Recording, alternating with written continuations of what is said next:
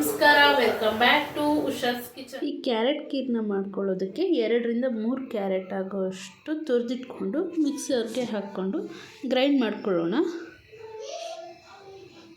ತುಂಬ ಸಾಫ್ಟಾಗಿ ಏನು ಗ್ರೈಂಡ್ ಮಾಡ್ಕೊಳ್ಳೋದು ಬೇಡ, ಸ್ವಲ್ಪ ತರ್ತರಿಯಾಗಿದ್ದರೆ ಸಾಕು. ಇದಕ್ಕೆ ನಾನೇನು ನೀರನ್ನ ಉಪಯೋಗಿಸ್ತಿಲ್ಲ, ಹಾಲನ್ನ ಉಪಯೋಗಿಸ್ತಾ ಇದ್ದೀನಿ. ನೀವು ಬೇಕಿದ್ರೆ ನೀರನ್ನ ಹಾಕ್ಕೊಂಡು ರುಬ್ಕೋಬೋದು. ಈ ಕಡೆ ಒಂದು ಬಾಣಲಿಗೆ 2 ರಿಂದ 3 ಸ್ಪೂನ್ ಆಗೋಷ್ಟು ತುಪ್ಪನ ಹಾಕ್ಕೊಂಡು ತುಪ್ಪ ಕಾಯೋದಕ್ಕಂತ ಇಟ್ಕೊಂಡು ಸಣ್ಣದಾಗಿ ಕಟ್ ಮಾಡಿ ಇಟ್ಕೊಂಡಿರೋಂತಹ ಡ್ರೈ ಫ್ರೂಟ್ಸ್ನ ಹಾಕ್ಕೊಳ್ಳೋಣ.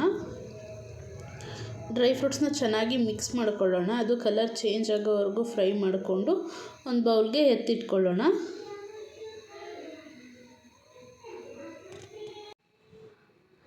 ಒಂದು ಬೌಲ್ಗೆ ಹಾಕ್ಕೊಂಡು ಅದೇ ಬಾಣಲಿಲಿ ನಾನು ಇಲ್ಲಿ ಸಬ್ಬಕ್ಕಿನ ನೆನೆಸಿಟ್ಕೊಂಡಿದ್ದೆ.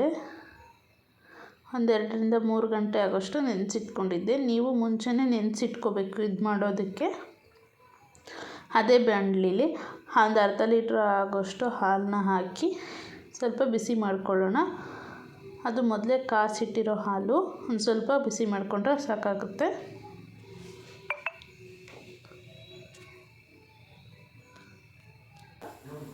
ಅಷ್ಟರಲ್ಲಿ ನನ್ನ ಮಗ ಬಂದ. ಅವನು ಅಡುಗೆ ಮಾಡೋದಕ್ಕೆ ಬಿಡ್ತಿರ್ಲಿಲ್ಲ. ಹಾಯ್ ಮಾಡು ಅಂದರೂ ಮಾಡ್ತಿರ್ಲಿಲ್ಲ. ನನ್ನ ಮೂಡ್ ಸರಿ ಇರಲಿಲ್ಲ, ಆಗ್ತಾನೆ ಇದ್ದಿದ್ದ. ಇಲ್ಲಿ ಹಾಲು ಚೆನ್ನಾಗಿ ಕಾದಿದೆ ಅಂದ್ಕೊಳ್ತೀನಿ. ನೆನೆಸಿಟ್ಟಿರೋಂತಹ ಸಬ್ಬಕ್ಕಿನ ಹಾಕ್ಕೊಂಡು ಮಿಕ್ಸ್ ಮಾಡ್ಕೊಳ್ಳೋಣ. ನಾನಿಲ್ಲಿ ಮೀಡಿಯಮ್ ಸಬ್ಬಕ್ಕಿನ ಯೂಸ್ ಮಾಡ್ಕೊಂಡಿದ್ದೀನಿ.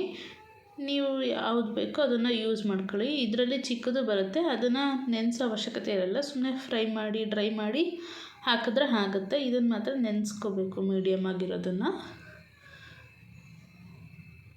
ಹಾಕ್ಕೊಂಡು ಚೆನ್ನಾಗಿ ಮಿಕ್ಸ್ ಮಾಡ್ಕೊಳ್ಳೋಣ. ಅದು ಬಬಲ್ಸ್ ಥರ ಬಂದಾಗ ನಮಗೆ ಗೊತ್ತಾಗುತ್ತೆ ಅದು ಬೆಂದಿದೆ ಅಂತ. ಒಂದು 10 ನಿಮಿಷ ಕುದಿಸ್ಕೊಂಡ್ರೆ ಸಾಕು. ಅದು ಚೆನ್ನಾಗಿ ಕುದಿಸ್ಕೊಂಡ್ಮೇಲೆ ನಾವು ಗ್ರೈಂಡ್ ಮಾಡಿಟ್ಕೊಂಡಿರೋಂತಹ ಕ್ಯಾರೆಟ್ನ ಹಾಕ್ಕೊಳ್ಳೋಣ. ಕ್ಯಾರೆಟ್ನ ಹಾಕ್ಕೊಂಡು ಚೆನ್ನಾಗಿ ಮಿಕ್ಸ್ ಮಾಡ್ಕೊಳ್ಳೋಣ.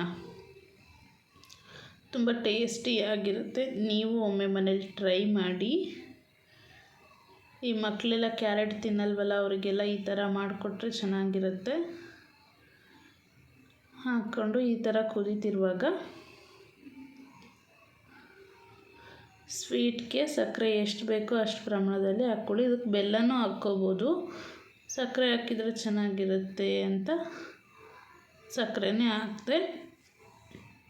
ಮತ್ತು 1 ಸ್ಪೂನ್ ಆಗೋಷ್ಟು ಬಾದಾಮ್ ಪೌಡ್ರನ್ನ ಹಾಕ್ಕೊಳ್ಳಿ. ಹಾಕ್ಕೊಂಡು ಚೆನ್ನಾಗಿ ಮಿಕ್ಸ್ ಮಾಡ್ಕೊಳ್ಳಿ.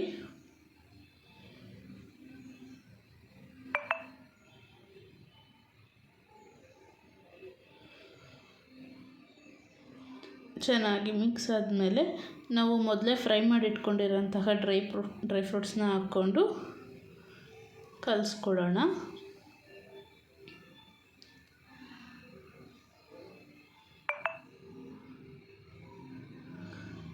ಕಲಿಸ್ಕೊಂಡು ಚೆನ್ನಾಗಿ ಲೋ ಫ್ಲೇಮಲ್ಲೇ ಇಟ್ಕೊಳ್ಳಿ.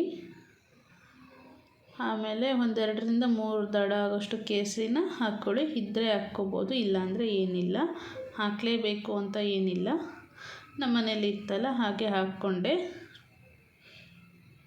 ಹಾಕ್ಕೊಂಡು ಚೆನ್ನಾಗಿ ಮಿಕ್ಸ್ ಮಾಡಿಕೊಂಡು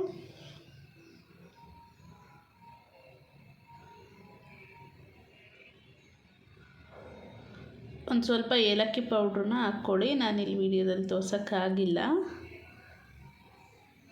ಸಖತ್ ಟೇಸ್ಟಿಯಾಗಿರುವಂತಹ ಕ್ಯಾರೆಟ್ ಕೀರು ರೆಡಿಯಾಗುತ್ತೆ. ತುಂಬ ಟೇಸ್ಟಿಯಾಗಿತ್ತು.